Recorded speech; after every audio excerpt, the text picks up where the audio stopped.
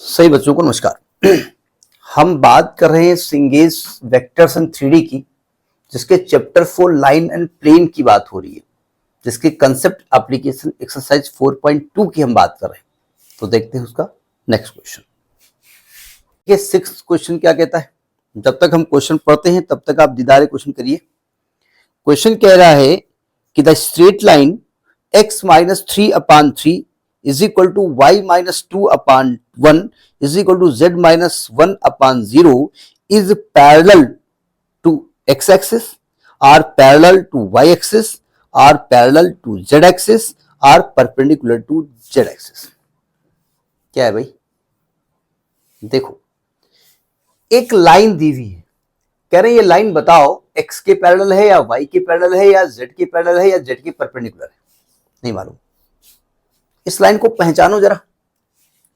देखिए, मैं ऐसे थोड़ा मान लेता हूं, इसकी जरूरत नहीं है जो हम बना रहे हैं, मैं हवाई बात कर रहा हूं। x के along unit vector i cap होता है, y के along unit vector j cap होता है और ये k कैप होता है। जरा ये बताइए, इस लाइन का इंट्रोडक्शन क्या है? इस लाइन का इंट्रोडक्शन ये है कि ये जो लाइन है ना, वो 3,2,1 यानी 3, 2, 1 से पास हो रही है और इसके जो drs हैं वो 310 है। यानी ये drs का मतलब ये जो वेक्टर b है ना, ये 3i प्लस j यानी line is parallel to this b, यानी line is parallel to b, line is parallel to b। पहले तो लाइन को हम पहचाना कि लाइन है कैसी, तो लाइन इस वेक्टर के पैरेलल है। ठीक, अब जरा समझने की कोशिश करो।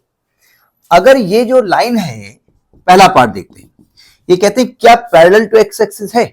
भाई जैसे आपने कोई ऑप्शन लिखा, हाँ ये सही है, तो कभी कभी हमको ये दिमाग लगाना पड़ता है कि जो अन्य ऑप्शन है वो गलत क्यों है।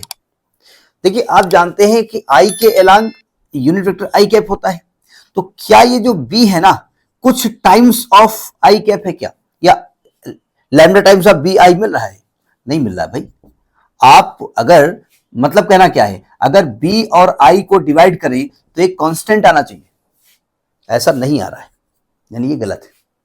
अगर मैं ये प्रूफ करना चाहूं कि क्या j के पैरेलल है, तो क्या b को और j को डिवाइड करने से कोई कांस्टेंट आ रहा है? नहीं आ रहा है, यानी ये j के पैरेलल भी नहीं है। क्या k के पैरेलल है, तो क्या b और k को डिवाइड करने से कोई कांस्टेंट आ रहा है? नहीं आ रहा है, ये इसके पैरेलल भी नहीं है। तो क्या है? तो बोले सिंपल सी बात है, परपेंडिकुलर टू जेड एक्सिस है। कैसे भाई? देखो, दो वेक्टर अगर परपेंडिकुलर होते हैं तो उनका डॉट प्रोडक्ट 0 होता है। तो ये जो लाइन है वो b के पैरेलल है, तो b डॉट k कर दें, और अगर ये वैल्यू 0 आती है तो हम कहेंगे b is perpendicular to k, और k is along Z axis, तो b is perpendicular to Z axis. b बोले तो ये लाइन जिसके पैरेलल है। लॉजिक समझ में आया?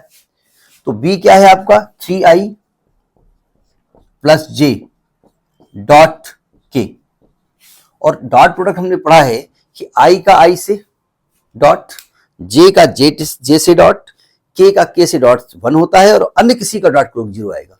तो i डॉट k भी 0 आने वाला है, j डॉट k भी आने वाला 0 यानी 0 आएगा, यानी हम कहेंगे b is perpendicular to k cap, यानी line is perpendicular to z axis. बात पकड़ में आई? ठीक है, तो इस प्रकार से क्वेश्चन को सोचना पड़ता है कि चलिए डी पार्ट सही है, हमको मालूम है, लेकिन ए भी क्यों गलत है भाई, क्या दिक्कत है, तो वो चेक करना पड़ेगा ना। तो this is 6th question. Next in the next video. नमस्कार।